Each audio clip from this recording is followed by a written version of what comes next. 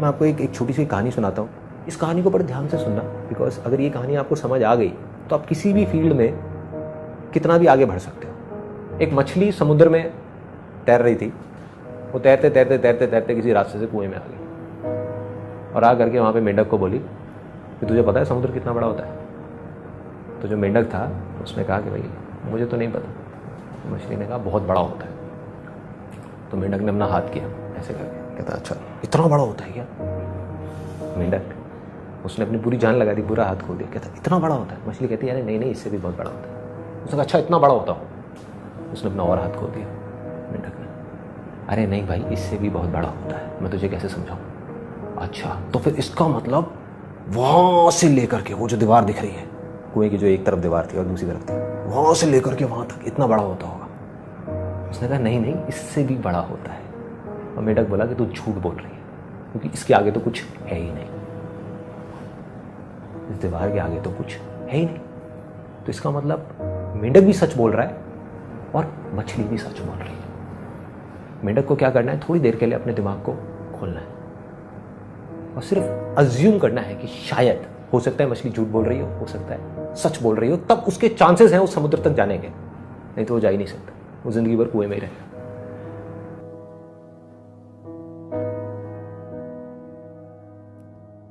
दो घर हैं आमने सामने। एक है छोटा सा flat 1 BHK, middle class family, और उसमें एक बच्चा रहता है। दूसरी तरफ उन्हीं फ्लैट्स के सामने एक बहुत बड़ा बंगला है, अ ह्यूज हाउस, बहुत बड़ा। वहां पर एक बिलियनियर का बच्चा रहता है, मतलब कि अरबपति खरबपति आदमी है, उसका बच्चा है। तो जब उस सड़क के बीच में खड़े होकर के हम इधर देखते हैं उस बच्चे को और फिर इधर देखते हैं, एक तरफ से एक बच्चा जा रहा है स्कूटर के ऊपर अपने पापा के साथ में बैठ करके, एक तरफ से वो बच्चा जा रहा है बड़ी सी मर्सिडीज में, वो भी S क्लास, ऐसी वैसी नहीं। सामने एक शॉफर है, पीछे वो मजे से बैठा हुआ है और स्कूल जा रहा है अपना स्टाइल में। तो सबके माइंड में क्या आएगा एकदम से देखते ही कि हाँ देखो इसकी किस्मत कितनी अच्छी है, इसकी किस्मत कितनी बुरी है। अब रियलिटी को देखते हैं, ये है हमारी इमेजिनेशन। अब रियलिटी क्या है उसको जरा पकड़ते हैं। ये जो बच्चा है बिलियनियर का, उसका जो घर है बड़ा सा, उसमें एक बहुत बड़ी बैल्कनी है, वहां पर आकर के खड़ा हो जाता है डेली शाम को 2-3 घंटे के लिए, और उस बैल्कनी में खड़े होकर के बाहर बच्चों को खेलते हुए देखता है। और वो जो दूसरा बच्चा है जिसको हम सोच रहे थे कि जिसकी किस्मत खराब है, वो क्या करता है, डेली शाम को 2 से 3 घंटे उसके जो अपार्टमेंट्स हैं उसके साथ में एक छोटी सी गली है जहां पर डेली शाम को 10-15 बच्चे इकट्ठे हो जाते हैं और कभी पकड़म पकड़ाई खेलते हैं, कभी पिट्ठू खेलते हैं, कभी क्रिकेट खेलते हैं, कभी फुटबॉल खेलते हैं, कुछ ना कुछ खेलते हैं। और ये जो बच्चा है जिसकी किस्मत अच्छी है ऐसा दुनिया को लग रहा है, वो वहां पर अपनी बैल्कनी में खड़े होकर के उन बच्चों को देख रहा है। उसको वहां पर जाना अलाउड नहीं है बिकॉज ऑफ मल्टीपल रीजंस। 1-2 वजह नहीं है, बहुत सारी वजह है कि उनका जो स्टैंडर्ड है उसके हिसाब से उनको ये सूट नहीं करता कि वो बच्चा जा करके ऐसे बच्चों के साथ में खेले। नंबर 1। नंबर 2, सिक्योरिटी इश्यूज है। नंबर 3, उसको कहा गया है कि आपको घर में ही रहना है, बाहर जाना अलाउड नहीं है। इस तरह की बहुत सारी रिस्ट्रिक्शंस है उसके ऊपर, वो नहीं जा सकता। उसका मन बहुत है जाने का, बोलता है, लेकिन घर वाले मना कर देते हैं। तो वो क्या करता है, डेली शाम को वहां पर खड़े होकर के उन बच्चों को खेलते हुए देखता है और कोई नहीं देख पा रहा, लेकिन रोज उसकी आंखों के अंदर पानी होता है। बच्चे की नजर से एक दुनिया को देखने की कोशिश करो, अपनी नजर से नहीं। जब हम बड़े हो जाते हैं हमारे लिए पैसा ही सब कुछ होता है। पैसा आ जाए, पैसा आ जाए, पैसा आ जाए। एक बच्चे को पैसे से क्या लेना देना है, सोचो। बच्चे की जिंदगी में सबसे बड़ी चीज क्या है, पैसा या खेल? खेल। और वही उससे छीन लिया गया। उसके पापा के पास उसके लिए टाइम नहीं है, मम्मी अपना किटी पार्टीज में बिजी है। फैक्ट है, इसमें कोई डाउट वाली बात ही नहीं है। जैसे जैसे पैसा आता है लाइफस्टाइल अपने आप ही चेंज होता चला जाता है। शॉपिंग है, ये है, वो है, सोसाइटी है, पेज 3 पार्टीज है, पता नहीं क्या क्या है। टाइम कहां है भाई बच्चों के लिए? तो उस बच्चे के पास ऑप्शन क्या बचा कि अपने से 50-50 साल बड़े आदमियों के साथ में जाकर के वो खेलता रहे घर के अंदर ही। चाहे घर जितना मर्जी बड़ा हो, क्या उसको मजा आएगा? खुशी छिन गई, हंसी छिन गई। और वहां पर खड़ा होकर के उन बच्चों को देखे जा रहा है और रोए जा रहा है, आंसू टपक रहे हैं रोज उसके अंदर से, तड़प रहा है कि मुझे खेलना है उनके साथ में, मुझे बाहर जाना है। मुझे किस पिंजरे में कैद कर दिया? सोने का पिंजरा है लेकिन पिंजरा तो है ना, कैद कर दिया है मेरे को यहां पर ला करके, बाहर नहीं निकलने दे रहे, मुझे खेलने नहीं दे रहे। ये हालत हुई पड़ी है उस बच्चे की। और वो जो दूसरा बच्चा है वो मजे से अपनी जिंदगी को जी रहा है, मजे से। अब बताओ किसकी किस्मत अच्छी है, किसकी बुरी है? जो बिलियनियर का बच्चा है उसकी किस्मत खराब है। उसके पास खेल नहीं है, उसके पास में माँ बाप नहीं है, उसके पास खिलौने बहुत हैं। उसके घर में एक कमरा है जो पूरा का पूरा खिलौनों से भरा हुआ है, हजारों खिलौने हैं। और उस मिडिल क्लास वाले बच्चे के पास में सिर्फ 4 खिलौने हैं, लेकिन उन 4 खिलौनों का उस बच्चे में क्रेज है, उसमें इन हजारों खिलौनों का भी कोई क्रेज नहीं है। सोचो एक बच्चे के लिए इससे खराब किस्मत क्या हो सकती है कि उसके अंदर से खिलौनों का ही क्रेज निकल जाए। तो ये है अभी तक का सिनेरियो। अब इसको एक इस कहानी में हल्का सा ट्विस्ट लेकर के आते हैं, हल्का सा मोड़ देते हैं इस कहानी को। वो जो बच्चा है मिडिल क्लास बैकग्राउंड का, वो भी बीच बीच में, पूरे टाइम नहीं, जैसे खेल रहा है, खेलते खेलते 2-3 घंटे के लिए खेला, खेलते खेलते थक गया, जा करके बैठा हुआ है, या क्रिकेट खेल रहे हैं, अभी उसकी बैटिंग आने वाली है, बैठा हुआ है, तो बैठे बैठे वो उस बड़े घर की तरफ देखता है और उस बच्चे को वहां पर खड़ा हुआ देखता है और मन ही मन सोचता है कि उसकी किस्मत कितनी अच्छी है, कितने बड़े घर में रह रहा है,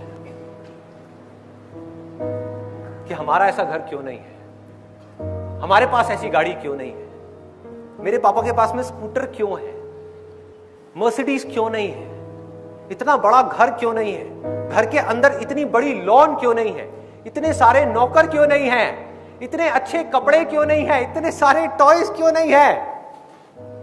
अब किसकी किस्मत अच्छी है, किसकी बुरी है? दोनों की अच्छी है और दोनों की बुरी है। जिस वक्त हम उन चीजों की तरफ देखते हैं जो हमारे पास में नहीं है और हम चाहते हैं, तो हमारी किस्मत बुरी होती है, और जब हम उन चीजों की तरफ देखते हैं जो हमारे पास में है, उस मोमेंट में हमारी किस्मत अच्छी होती है।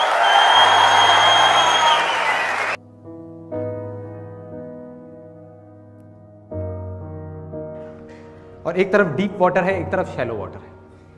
यहां पर उस स्विमिंग पूल के साइड में 3 लोग बैठे हुए हैं और बैठ करके अपने अंदर ही अंदर कुछ सोच रहे हैं। तो ये 3 लोग हैं यहां पर जो आराम से देख रहे हैं लोगों को स्विमिंग करते हुए। और पहले वाला जो बंदा है वो मन ही मन सोच रहा है, कह रहा है कि यार ये जो कर रहे हैं ये देखने में बड़ा मुश्किल सा लग रहा है, पता नहीं कैसे कर पा रहे, इतना गहरा पानी है, ऊपर रह कैसे पा रहे हैं। मैंने कई बार ट्राई किया, मैं नहीं रह पाता। और उसका मन तो कर रहा है, लेकिन उसके अंदर ही अंदर एक डर है कि अगर मैं गया और डूब गया तो क्या होगा, कोई मुझे बचाएगा भी या नहीं बचाएगा। चलो मेरा तो जो होगा सो होगा, मेरी फैमिली का क्या होगा। और उसने मरते दम तक कभी भी ट्राई ही नहीं किया स्विमिंग करने का। तो ये रास्ता कहां जा रहा है? गारंटीड फेलियर की तरफ जा रहा है। इसकी शुरुआत कहां से होती है? इसकी जड़ क्या है कि स्विमिंग करना मुश्किल है। कहीं ना कहीं उसके दिमाग में चीज बैठी हुई है, तभी सारे के सारे डर है ना। तो उसके दिमाग में वो चीज बैठी हुई है और वो मुश्किल धीरे धीरे नामुमकिन बन गया। मुश्किल की 1000 वजह उसके सामने आ गई और उस डर की वजह से वो बंदा पैरालाइज हो गया। उसकी हिम्मत ही नहीं हो रही एक्शन लेने की। दूसरा वहां पर जो है, ये बड़ा इंटरेस्टिंग कैरेक्टर है। उसने देखा वहां पे लोगों को स्विमिंग करते हुए और देख करके वो मन ही मन सोच रहा है, यार इसमें क्या बड़ी बात है। गहरे में देख रहा है लोगों को स्विमिंग करते हुए, उसको स्विमिंग आती नहीं है, करना है, डिजायर है, लेकिन देख करके बोल क्या रहा है, इसमें क्या बड़ी बात है, हाथ पैर ही तो हिलाने हैं, इनसे अच्छा तो मैं कर लूंगा। जैसे आप लोगों के साथ भी कई बार हुआ होगा कि अपने दोस्तों के साथ में बैठ करके क्रिकेट मैच देख रहे हैं और एक बंदा ढंग से बैटिंग नहीं कर रहा, मतलब उससे 2-3 बॉल मिस हो गई और सामने से आपका एक गोलू मोलू सा दोस्त बोल रहा है, कहता है यार ये क्या खेल रहा है, इससे बढ़िया तो मैं खेल लूंगा। होता है ना, ओवर कॉन्फिडेंस। तो वही हुआ उसके साथ में कि उसने देखा और देख करके उसने अपने दिमाग में बोला ये क्या है, संदीप महेश्वरी बोलता रहता है आसान है आसान है आसान है। वो खड़ा हुआ अपनी जगह से, जा करके उसने सीधा जा करके छलांग लगा दी गहरे पानी में। अब इस बंदे का क्या होगा बताने की जरूरत है? गारंटीड या तो डूबेगा, डूबा तो मरा, या अगर किसी की नजर पड़ गई तो उसको उठा करके बाहर रखेंगे और पूछेंगे भाई क्या हुआ था, क्या प्रॉब्लम है, क्या चाहिए, क्यों किया ये सब।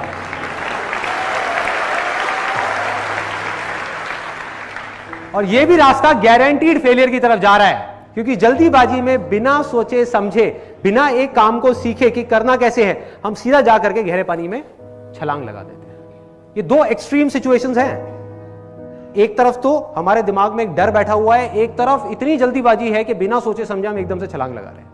यहां पर भी मरे ही मरे, क्योंकि अगर वो बंदा बच भी गया, उसको किसी ने बचा भी लिया, तो जिंदगी भर के लिए उसके अंदर एक डर बैठ जाएगा कि मैंने स्विमिंग करी थी, मैं नहीं कर पाया, डूबते डूबते बचा, अब मैं कभी ट्राई नहीं करूंगा। ना तो वो स्विमिंग ट्राई करेगा, ना ही कुछ और ट्राई कर पाएगा, क्योंकि बार बार उसको अपना वो फेलियर याद आएगा कि यार जो मेरे साथ स्विमिंग में हुआ था वो कहीं यहां भी ना हो जाए। वो डर हमेशा के लिए उसको अंदर ही अंदर खाता रहेगा। तो ये दोनों रास्ते कहां जा रहे हैं? फेलियर की तरफ, गारंटीड फेलियर की तरफ। इन दोनों के बीच में, इन दो एक्सट्रीम सिचुएशंस के बीच में एक सिंपल सा रास्ता जा रहा है जो सक्सेस की तरफ जा रहा है। मतलब कि जो तीसरा लड़का बैठा हुआ है, उसने क्या किया, उसने देखा वहां पे लोगों को स्विमिंग करते हुए, ना तो वो डरा, उसने कहा कि यार जब ये लोग कर सकते हैं जो बिल्कुल देखने में मेरे जैसे हैं, इनकी भी 2 आंखें हैं, 2 हाथ है, 2 पैर हैं, स्विमिंग कर रहे हैं, तो मैं क्यों नहीं कर सकता? मैं भी कर सकता हूं। लेकिन सीधा जाकर के उसने छलांग नहीं लगाई गहरे पानी में, उसने जाकर के उन लोगों से पूछा जो स्विमिंग जानते हैं, उनसे समझा कि स्विमिंग आपने कहां से सीखी थी, कैसे शुरुआत करी थी। उन लोगों ने इशारा किया कि अभी हम यहां कर रहे हैं गहरे पानी में, लेकिन हमने शुरुआत वहां से करी थी। हर आदमी की शुरुआत तो शैलो वाटर से ही होती है ना। और उस बंदे ने उस बात को समझा, सीखा और शैलो वाटर में गया, और अब वो प्रैक्टिस कर रहा है। जो भी उसको बात समझ आई, करता जा रहा है, करता जा रहा है, करता जा रहा है। और क्या यहां पर उस शैलो वाटर में उस बंदे के लिए कोई रिस्क है? कोई डर नहीं है, कोई रिस्क नहीं है। क्यों? क्योंकि उसके पैर जमीन पर है। So simple.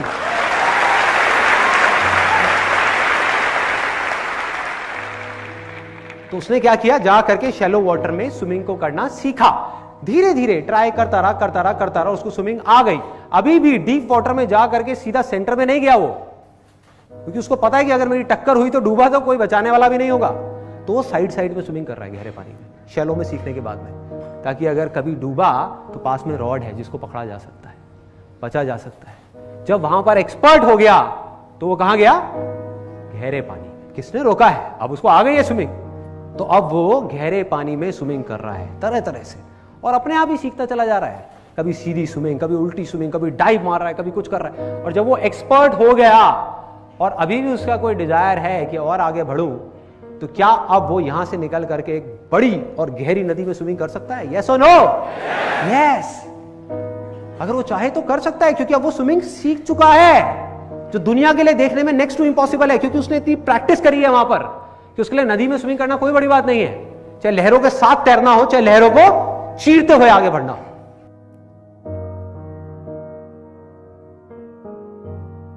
मैं रोज की तरह अपने घर के पास वाले एक पार्क में वॉक कर रहा था, और एकदम से ही बहुत तेज बारिश शुरू हो गई। बारिश होने लगी एकदम तेज। तो मैंने इमीडिएटली अपने हाथ ऐसे रखे ताकि मेरे चश्मे पे पानी ना आए, और जा करके सीधा एक शेड के नीचे चला गया। उसके कुछ सेकंड्स के अंदर अंदर उस शेड के नीचे और भी बहुत सारे लोग इकट्ठे हो गए। लोग तरह तरह की बातें कर रहे थे, मैं अपने आसपास में सुन रहा था। लेकिन मैंने एक चीज नोट करी कि ज्यादातर लोग, उनका ध्यान बारिश की तरफ नहीं था, बारिश की वजह से होने वाली जो प्रॉब्लम्स थी उसकी तरफ था। जैसे मेरे यहाँ पे थोड़ा सा आगे जाकर के 2 लड़के खड़े हुए थे, वो आपस में बात कर रहे थे कि भाई आज ट्रैफिक का बड़ा बुरा हाल होने वाला है, बारिश इतनी तेज हो रही है।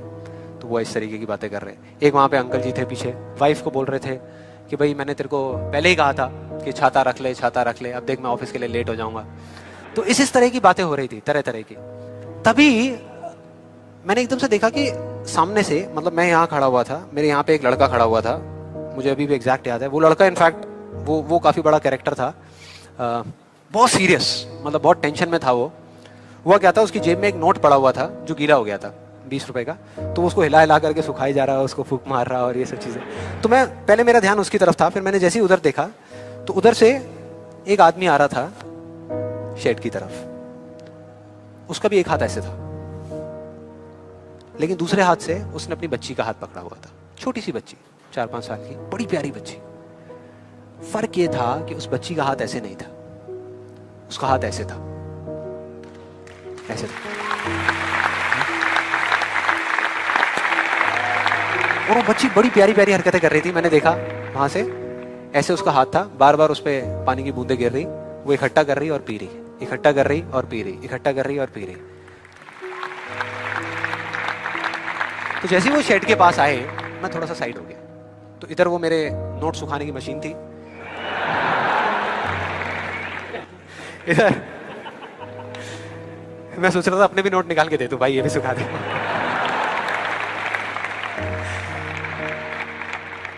इधर वो बच्ची खड़ी हुई थी, वो छोटी सी प्यारी सी, और मेरा फिर पूरा ध्यान उस बच्ची की तरफ ही था, इतनी इतनी प्यारी बच्ची।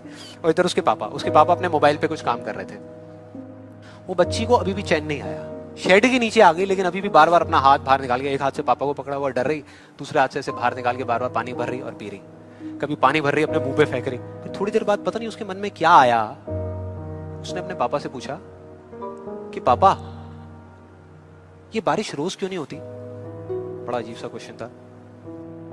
उसके पापा ने कहा, वो अपने मोबाइल पे लगे हुए थे, हाँ बेटा होगी होगी, रोज होगी, रोज होगी, रोज होगी।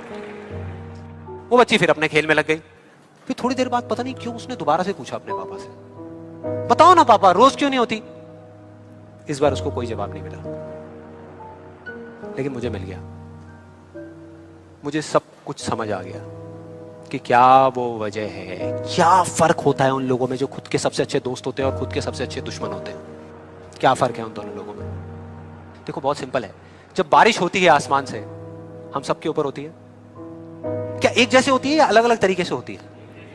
एक जैसे होती है, कोई पार्शियलिटी नहीं करती। आप अमीर हो, गरीब हो, काले हो, गोरे हो, बच्चे हो, बड़े हो, कोई फर्क करती है क्या बारिश?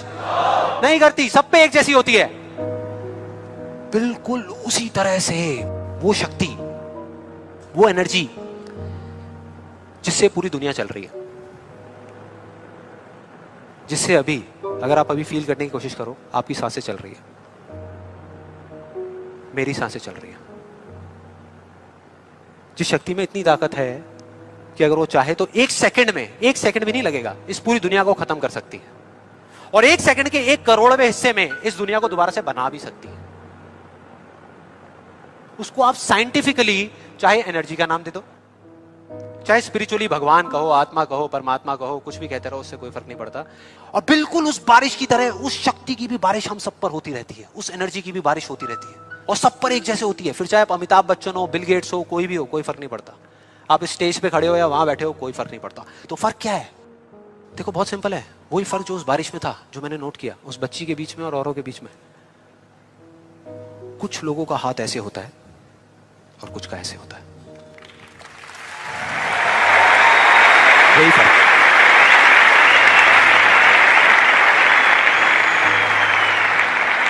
जिनका ऐसे होता है, वो बारिश उन पर होती तो है, लेकिन छू करके बह जाती है, चली जाती है, उनके अंदर तक नहीं जा पाती, अपना काम नहीं कर पाती।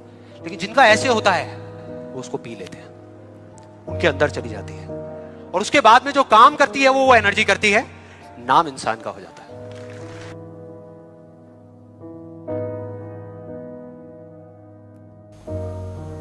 अब ये जो बिलीफ है पैसे पेड़ पे लगते हैं या नहीं, इसकी एक कहानी है एक गांव की।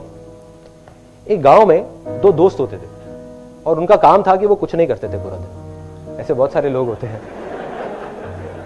बैठे रहते थे अपना मजे से। अब बैठे बैठे उन्होंने देखा कि जो गांव की औरतें हैं वो पानी का जो मटका होता है वो भर करके जाती हैं 1 किलोमीटर दूर, धीरे धीरे धीरे धीरे, और वहां से पानी भर के लाती हैं। क्यों? क्योंकि उस गांव में सूखा था, उस गांव में पानी नहीं था, तो एक दूर नदी में जाना पड़ता था पानी लेने के लिए, 1-1.5 किलोमीटर दूर। तो वो जाती हैं, पानी लेकर के आती है, दिन के 2 चक्कर लगाती है, फिर भी शाम तक आवाज आती है, अरे पानी खत्म हो गया, पानी खत्म हो गया, पानी खत्म हो गया। मतलब पानी जितना भी ले हो कम पड़ जाता है। तो उन्होंने आइडिया लगाया, उन्होंने कहा यार एक काम करते हैं, इनके बिहाफ पर हम जाएंगे मटका लेकर के और 25-25 पैसे लेंगे गांव वालों से। हम कहेंगे ठीक है हम गांव जाएंगे और लेके आएंगे मटका। कहते हैं बढ़िया यार, चल करते हैं, खाली बैठे हैं, इससे अच्छा कुछ तो कर लेते हैं। अब वो करना शुरू कर देते हैं, काम चल पड़ता है क्योंकि लोगों की जरूरत थी। लोगों ने उनको 25-25 पैसे देना शुरू किया और उन्होंने मटके लाने शुरू करे। शुरू में 5 मटके लाए, फिर 10 लाए, फिर 20 लाए, दिन में 40-40 मटके लाने लग गए। ऐसे ही करते करते करते करते मटके लाते लाते 10 साल निकल गए। 10 साल बाद उनका जो एक दोस्त था जिसने बोला था कि यार कुछ करते हैं, उसने कहा कि भाई ऐसे कब तक चलेगा, मैं रोज सुबह जाता हूं और रात तक हम मटके ढोते रहते हैं। आज तो हमारे पैरों में दम है, घुटनों में दम है, आज हम कर पा रहे हैं, कल को मैं बीमार पड़ गया, कुछ हो गया तो मेरे घर का चूल्हा कहां से चलेगा। दूसरे दोस्त ने कहा अरे शांति से बैठना यार, मजे तो आ रहे हैं, क्या जरूरत है तेरे को पंगे लेने की। जैसे आप लोगों के साथ भी बहुत बार हुआ होगा, आपने कहा होगा कुछ करते हैं यार, अपने किसी दोस्त को जाकर चल हट।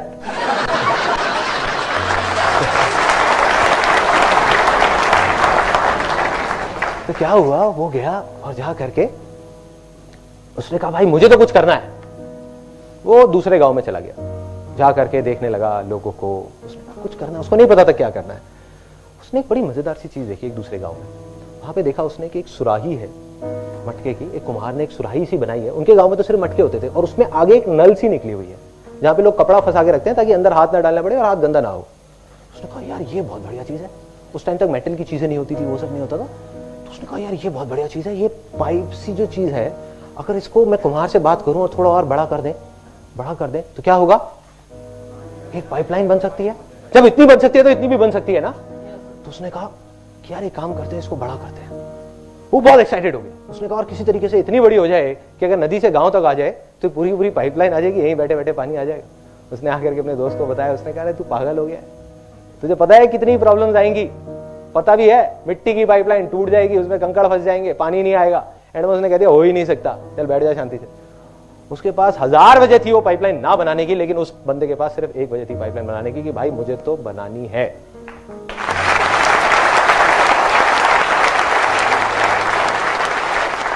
उसने पाइपलाइन पे काम शुरू कर दिया। प्रॉब्लम्स आई, ऐसा नहीं कि प्रॉब्लम्स नहीं आई, सबको आती है।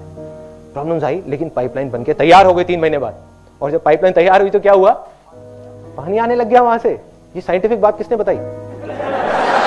Excellent, technical. I am sure आपने इंजीनियरिंग या कुछ कर रखा होगा। तो वहां से पानी आने लगा, पानी आया उस पाइपलाइन से। और जैसे ही पानी आया, उसका जो दूसरा दोस्त था वो अगले ही दिन, 10 दिन नहीं लगे, उसके अगले ही दिन अनएम्प्लॉयड हो गया। क्यों? क्योंकि वो 25 पैसे का मटका अब उसने 10 पैसे का देना शुरू कर दिया। क्योंकि अब तो पाइपलाइन लग गई। दिन के 100 मटके भी दे सकते हैं, 1000 भी दे सकते हैं, 10,000 भी दे सकते हैं। और जैसे ही ये पाइपलाइन लगी और गांव के लोग भी आने लग गए उसके पास। कहते यार हमारे भी गांव में एक पाइपलाइन लगा दो, हमारे भी गांव में पाइपलाइन लगा दो, हमारे भी गांव में पाइपलाइन लगा दो। धीरे धीरे वो आदमी देखते ही देखते सिर्फ उस गांव का नहीं, उस कस्बे का नहीं, दूर दूर तक के सारे गांव में का सबसे अमीर लोगों में से एक आदमी बन गया।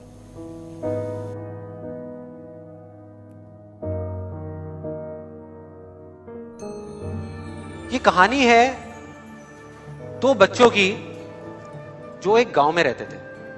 उनमें से एक 6 साल का था और एक 10 साल का। दोनों बहुत अच्छे दोस्त थे, बिल्कुल शोले के जय और वीरू जैसे। दोनों हमेशा साथ साथ रहते, साथ साथ खेलते, साथ साथ खाते पीते, साथ साथ नहाते धोते। नहीं धोते नहीं, ये थोड़ा ज्यादा हो गया। तो एक दिन वो दोनों गांव से थोड़ा दूर निकल गए और खेलते खेलते उनमें से जो बड़ा बच्चा था 10 साल वाला, वो कुएं में गिर गया और जोर जोर से चीखने चिल्लाने लग गया क्योंकि उसको तैरना नहीं आता था। अब जो दूसरा बच्चा था, छोटा सा 6 साल का, उसने अपने आसपास में देखा और उसको कोई नजर नहीं आया, उसको कोई नहीं दिखा जिसको कि वो बुला सके हेल्प के लिए। और फिर उसकी नजर पड़ी एक बाल्टी पे जिसपे एक रस्सी बंधी हुई थी। उसने 1 सेकंड भी वेस्ट नहीं किया, उस बाल्टी को उठा करके कुएं में फेंक दिया और अपने दोस्त को बोला कि पकड़ ले इसको। उसके दोस्त ने पकड़ा और वो अपनी पूरी ताकत लगा करके पागलों की तरह उसको खींचने लगा। खींचता रहा, अपनी पूरी जान लगा दी उसने। छोटे से बच्चे ने, 6 साल के और 10 साल के बच्चे ने उस बाल्टी को पकड़ा हुआ था। खींचता रहा और तब तक नहीं रुका जब तक उसने अपने दोस्त को बचा नहीं लिया, जब तक वो बाहर नहीं आया। अब यहां तक तो ठीक था, यहां तक तो ये कहानी समझ आती है। लेकिन हुआ क्या कि जैसे ही ये 2 बच्चे जब दोनों एक हो गए, जब बाहर आए और आकर के गले मिल रहे, रो रहे और खुश हो रहे, एक तरफ से उनको डर भी लग रहा था। डर था कि अब गांव जाएंगे तो बहुत पिटाई होगी जब उनको बताएंगे कि ऐसे हम कुएं में गिर गए और ये सब चीजें हुई। लेकिन मजे की बात, ऐसा कुछ भी नहीं हुआ। वो जब गांव गए और जा करके उन्होंने अपने घर वालों को बताया, बाकी गांव वालों को बताया, तो किसी ने विश्वास नहीं किया, पूरे गांव वालों ने।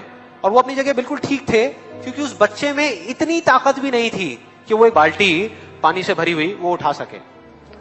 तो इतने बड़े बच्चे को इतनी ऊपर खींचना तो बहुत दूर की बात है। लेकिन एक आदमी था उस गांव में, उसने विश्वास कर लिया। उनको सब रहीम चाचा कहते थे, उस गांव के सबसे समझदार बुजुर्गों में से एक।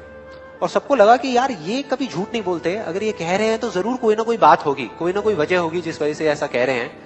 और फिर सारे गांव वाले इकट्ठे होकर के उनके पास में गए और जाकर के बोले कि देखो जी, हमें तो कुछ समझ आ नहीं रहा, आप ही बता दो कि ऐसा कैसे हो सकता है। तो उनको हंसी आ गई। वो बोले कि यार इसमें मैं क्या बताऊं, वो बच्चा बता तो रहा है उसने कैसे किया।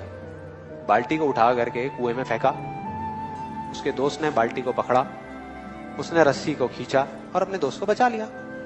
तो आपको पता तो है उसने कैसे किया, बच्चा बता तो रहा है, इसमें मैं क्या बताऊं। तो सारे गांव वाले उनकी शक्ल देख रहे। फिर कुछ देर बाद वो बोले कि सवाल ये नहीं है कि वो छोटा सा बच्चा ये कैसे कर पाया, सवाल ये है कि वो ये क्यों कर पाया, कि उसके अंदर इतनी ताकत कहां से आई है।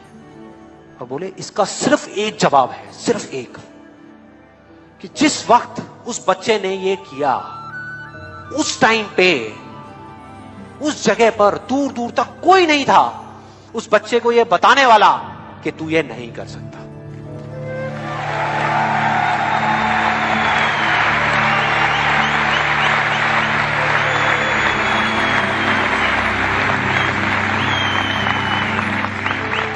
बोले कोई नहीं था, कोई नहीं, यहां तक कि वो खुद भी नहीं, वो खुद भी नहीं।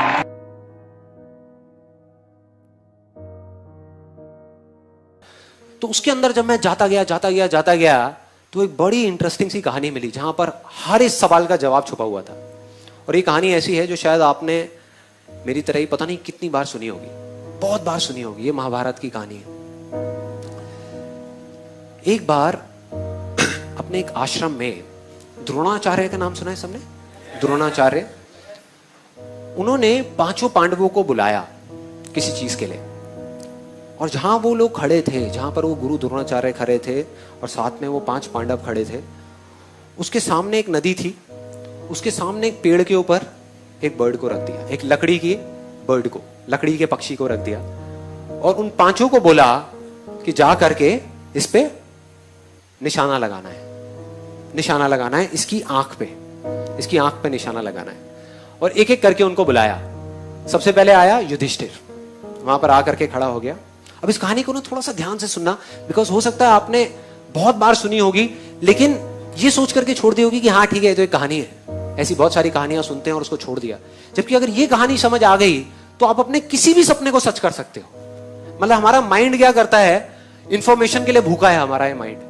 वो चाहता है कि मैं सब जगह से इंफॉर्मेशन इकट्ठी कर लूं, मैं और जान जाऊं और जान जाऊं और जान जाऊं। जबकि सच में अगर कुछ करना है तो कम जानना है और जितना जानना है उस पर फोकस करना है। एक्चुअल में जो रियलिटी, हम सिर्फ जानने के लिए भाग रहे हैं कि और 4-5 वीडियोस देख लूं और कुछ देख लूं और 10-15 बुक्स पढ़ लूं और गूगल पे कुछ सर्चिंग कर लूं और कुछ जान जाऊं। जितना जानते जाओगे उतना ही कंफ्यूज होते चले जाओगे। तो इस कहानी को ध्यान से समझना। सबसे पहले युधिष्ठिर आया, आ करके वो निशाना लगाने लगा। तो गुरु द्रोणाचार्य ने उनसे पूछा कि तुम्हें क्या दिख रहा है? कहता मुझे सब कुछ दिख रहा है। कहते और क्या दिख रहा है? कहते और मुझे आसमान दिख रहा है, पेड़ दिख रहा है, पत्ते दिख रहे हैं, टहनियां दिख रही है, नदी दिख रही है, बादल दिख रहे हैं, सब कुछ दिख रहा है। कहते बहुत अच्छी बात है, जाके साइड में खड़े हो जाओ। उनको शांति से साइड में खड़ा कर दिया। उसके बाद में भीम आया। भीम से भी दोबारा से यही सवाल पूछा कि तुम्हें क्या क्या दिख रहा है? उसने भी अपनी पूरी लिस्ट बता दी, मुझे ये दिख रहा है, मुझे वो दिख रहा है, सब कुछ दिख रहा है। फाइनली अर्जुन आया। अर्जुन से पूछा तुम्हें क्या दिख रहा है? अब उनमें और अर्जुन में हल्का सा फर्क यह था कि अर्जुन की बॉडी में कुछ भी मूवमेंट नहीं हुई, मतलब पलक तक नहीं झपकाई, और ऐसे जाकर के वो खड़ा हो गया अर्जुन। और उससे पूछा गुरु द्रोणाचार्य ने कि तुम्हें क्या दिख रहा है? मुझे बर्ड की आंख दिख रही है, मतलब इस पक्षी की आंख दिख रही है। गुरु ने थोड़ा सा उसको हिलाने की कोशिश करी, बोले ध्यान से देखो कुछ और भी दिख रहा होगा, और भी बहुत सारी चीजें वहां पे। नहीं गुरुजी, मुझे सिर्फ उस पक्षी की आंख दिख रही है और कुछ भी नहीं दिख रहा। कहते चलाओ बाण। उसने बाण चलाया और सीधा जा करके उस पक्षी की आंख में। ऐसा क्यों हुआ?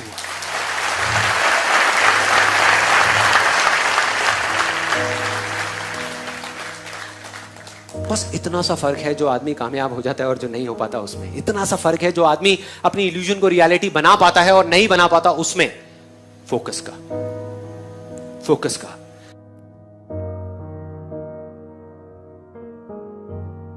बहुत साल पहले मैंने एक कहानी सुनी थी जिसका एक बहुत बड़ा इंपैक्ट हुआ था मेरी लाइफ पे।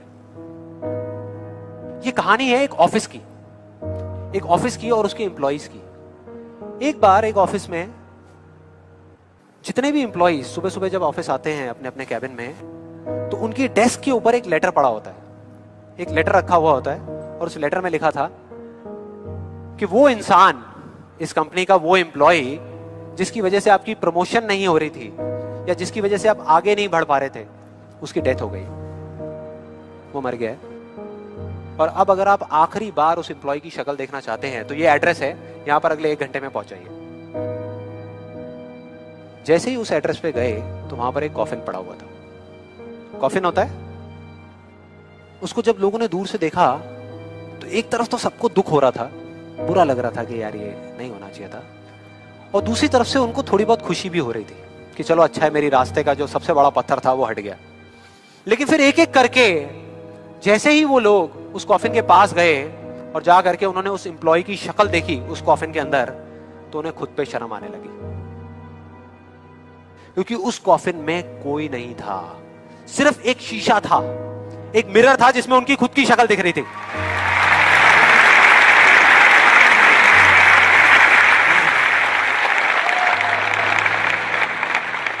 हम सब भी तो यही करते हैं अपनी लाइफ में कि सारा ब्लेम उठा करके किसी सिचुएशन पे डाल दिया, किसी और इंसान पे डाल दिया, सब जगह डाल दिया सिवाय एक इंसान के, खुद पे।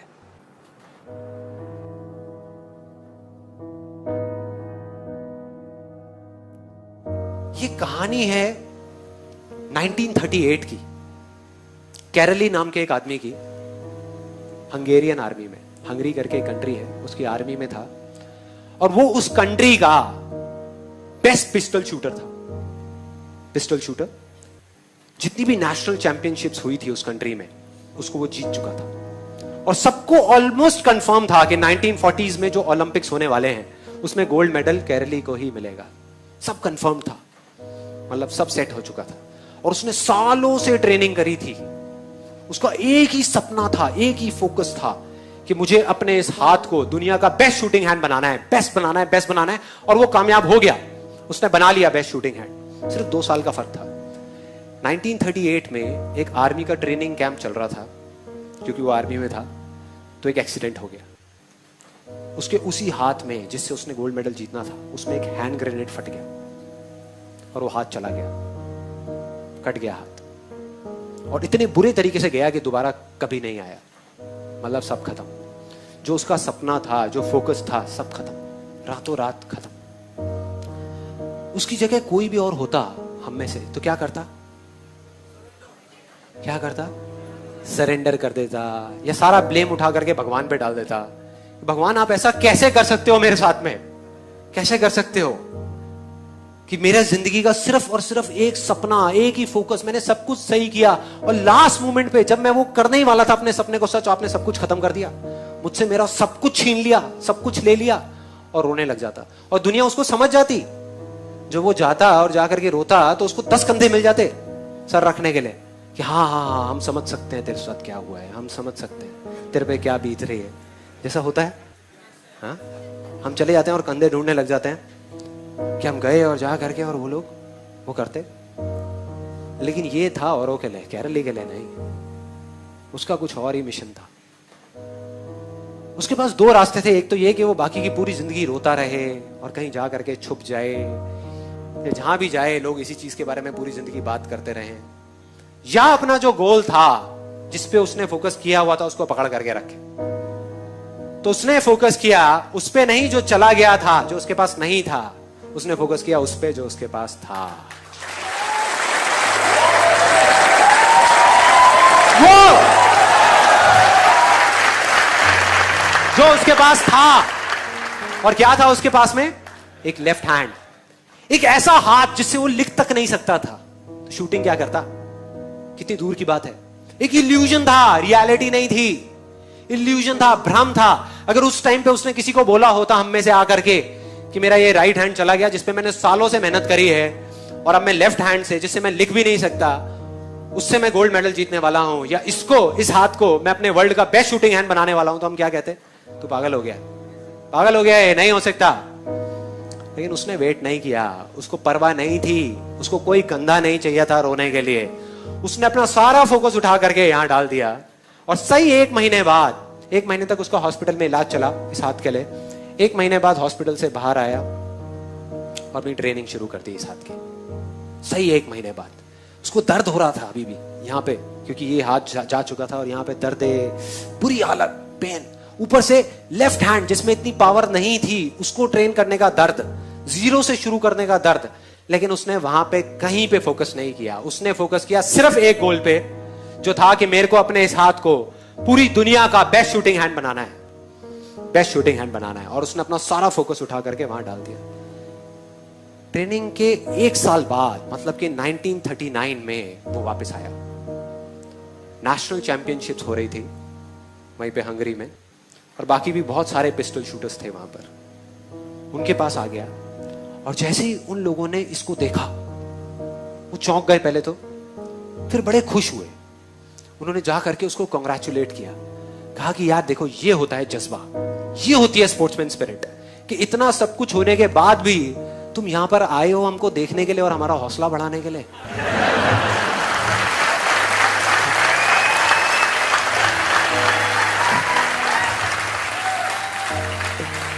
किसी को नहीं पता था कि वो 1 साल से अपनी ट्रेनिंग कर रहा था लेफ्ट हैंड की, वो सीक्रेट में कर रहा था, मतलब सीक्रेटली कर रहा था, किसी को बताया नहीं था उसने, क्योंकि उसको ये था कि अगर मैंने किसी को भी बताया तो लोगों के अजीब से रिएक्शंस आने शुरू हो जाएंगे, तो क्या जरूरत है उन रिएक्शंस की, छोड़ो ना।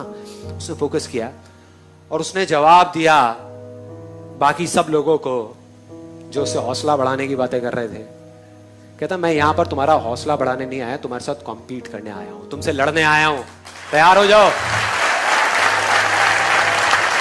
तैयार हो जाओ, दम है तो लड़ो।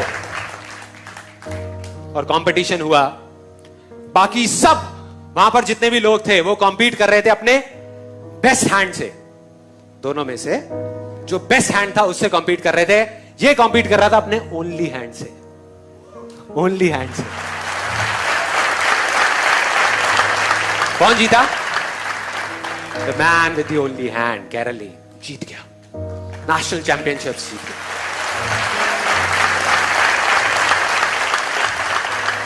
लेकिन वो यहां नहीं रुका, उसका गोल बिल्कुल क्लियर था, फोकस बिल्कुल क्लियर था। बहुत लाइमलाइट मिली, बहुत जगह न्यूज़पेपर्स में, मीडिया में, पूरी दुनिया में उसके बारे में बातें होने लग गई कि एक आदमी के साथ इतना बड़ा हादसा हुआ और अब आकर के देखो उसने नेशनल चैंपियनशिप जीत ली।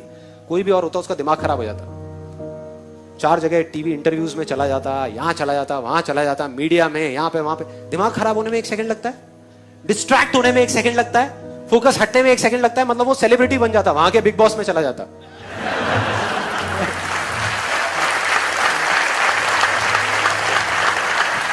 यह कौन सा आता है, नच बलिए, वहां चला जाता और जाकर के डांस करता। लेकिन उसने ऐसा कुछ नहीं किया। उसका गोल क्लियर था कि मुझे इस हाथ को इस कंट्री का नहीं, इस पूरी दुनिया का बेस्ट शूटिंग हैंड बनाना है। और उसने अपना सारा फोकस उठा करके डाला 1940 पे, जब ओलंपिक्स होने वाले थे, कि 1940s में जो ओलंपिक्स होंगे वहां पे मैं जीतूंगा। और पूरी दुनिया को यकीन हो गया था कि ये ही जीतेगा, क्योंकि उस टाइम उसकी एज भी सही थी, सब कुछ सही था और वो बहुत सही तरीके से आगे बढ़ रहा था। लेकिन 1940s के ओलंपिक्स कैंसिल हो गए, वर्ल्ड वॉर की वजह से कैंसिल, उसका सपना खत्म। क्योंकि स्पोर्ट्स में एज का बहुत बड़ा फैक्टर है। एक पीक स्टेट बोलते हैं किसी भी एथलीट की, वो पीक स्टेट एक एज में जाकर के अचीव हो जाती है, उसके बाद में धीरे धीरे धीरे धीरे वो नीचे आने लग जाते हैं। और जो यंगर जो प्लेयर्स आते हैं निकल करके, उनसे कॉम्पीट करना अपने आप में प्रॉब्लमैटिक होता चला जाता है, मुश्किल होता चला जाता है। लेकिन मुश्किल नाम का ये वर्ड था ही नहीं उसकी डिक्शनरी में, था ही नहीं। उसने कहा कोई बात नहीं यार, कोई फर्क नहीं पड़ता, एज वेज के फंडे औरों के लिए है, मेरे लिए नहीं है। उसने अपना सारा फोकस उठा करके कहां डाल दिया? 1944 में जो ओलंपिक्स होने वाले थे उसके ऊपर। और 1944 में जो ओलंपिक्स होने वाले थे वो भी कैंसिल हो गए, वर्ल्ड वॉर की वजह से फिर से कैंसिल। फिर उसने हार नहीं मानी, उसने अपना सारा फोकस उठा करके डाल दिया 1948 के ओलंपिक्स में। 1938 में उसकी एज थी 28 साल, 1948 में उसकी एज हो चुकी थी 38 इयर्स, 38 साल। और वो किससे कॉम्पीट कर रहा था? अपने लेफ्ट हैंड से। लेकिन वो गया और पूरे वर्ल्ड के बेस्ट शूटर्स आए हुए थे जो अपने बेस्ट हैंड से कॉम्पीट कर रहे थे, और ये अपने ओनली हैंड से कॉम्पीट कर रहा था। और कौन जीता? The man with the only hand.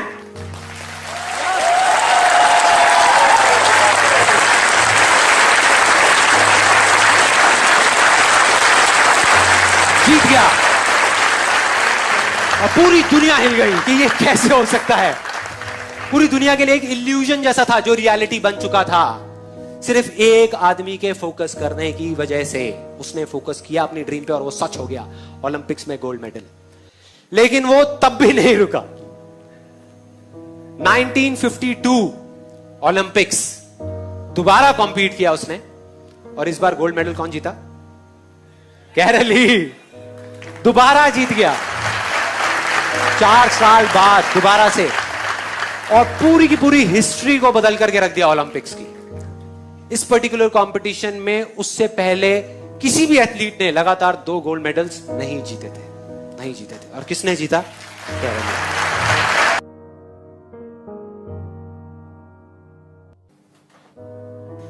बात है 1989 की। 1989 एक क्रिकेट मैच हो रहा था इंडिया और पाकिस्तान के बीच में। इंडिया ऑलमोस्ट हारने ही वाला था। टेस्ट मैच था और 5वां दिन था, जिस दिन उनको ड्रॉ करवाना था इंडिया को मैच, लेकिन सामने से वसीम अकरम, वकार यूनिस, उनके सामने कोई नहीं टिक पा रहा था। बड़े बड़े दिग्गज आउट हो गए थे और सबको श्योर हो गया था कि इंडिया अब बस हारने ही वाला है, अब इंडिया को कोई नहीं बचा सकता।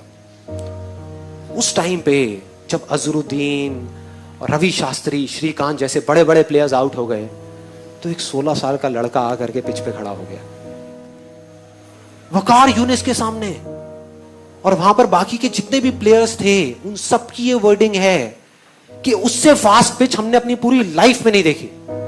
जितनी ग्रास थी उस पिच पे, मतलब उससे फास्ट पिच हमने कहीं नहीं देखी। इतनी तेज थी वो पिच कि किसी को बॉल ही नहीं दिख रही थी।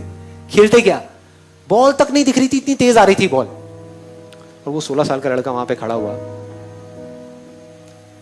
और एक बॉल आई बाउंसर वकार यूनिस की 150 की स्पीड पे, टप्पा पड़ा और सीधा आकर के उसकी नाक पे, और खून निकलने लगा। चारों तरफ खून ही खून, उसके कपड़ों पे, उसके ग्लव्स पे, उसके फेस पे। उधर से फिजियोथेरेपिस्ट भागता हुआ आया। क्रीज की दूसरी तरफ नवजोत सिंह सिद्धू था, वो आया।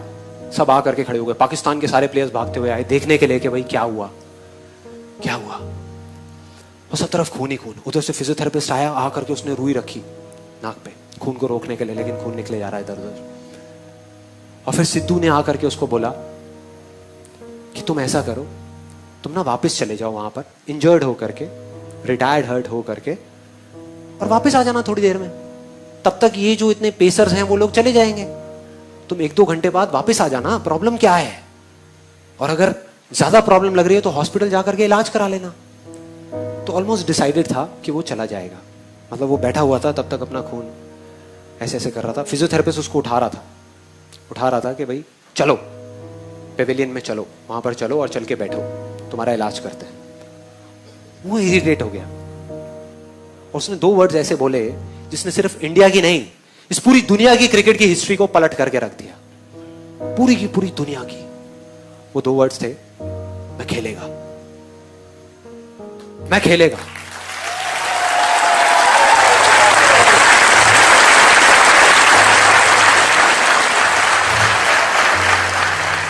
इमेजिन करो, एक 16 साल का लड़का, टीवी पे जितने भी लोग देख रहे थे, स्पेशली विमेन, उन सबका ये कहना था कि ऐसी चीजों पे बैन लग जाना चाहिए, कि एक 16 साल के लड़के को अलाउ ही नहीं करना चाहिए कि इतने बड़े बड़े पेसर्स के सामने जाने के लिए कोई तरीका है, क्या कर रहे हैं। तो अगर वो पेविलियन चला जाता तो पूरी दुनिया समझ जाती। पूरी दुनिया को उस पर तरस आ रहा था, सिवाय एक इंसान के, उसको खुद को। बस उसको खुद को अपने आप पे तरस नहीं आ रहा था, और उसने ऐसा बोला जिससे सब कुछ बदल गया। और अगली ही बॉल जो सामने से आई, उसमें उसने चौका मारा, चौका अगली बॉल पे।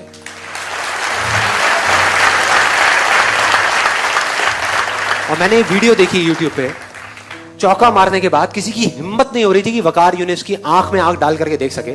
इस 16 साल के लड़के ने आंख में आंख डाल करके देखी, आंख में आंख डाल करके।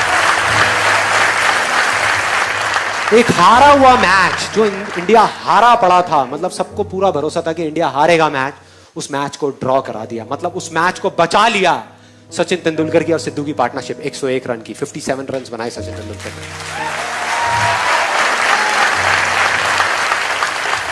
And that's where a star was born. एक स्टार पैदा हो गया। आज नहीं हुआ, आज जिसको हम जानते हैं वो वहां नहीं हुआ, वो हो गया था, तभी हो गया था, तभी जो उसने किया था। यही वो फर्क है, यही वो फर्क है उन लोगों में जो कर जाएंगे और जो नहीं कर पाएंगे। सब कुछ समझ आ गया, फोकस करना है, कैसे करना है, कहां करना है, क्यों करना है, सब कुछ समझ आ गया। बहुत बढ़िया है। तो अब आप करोगे तो इसका मतलब वैसा ही होगा जैसे आप चाहते हो?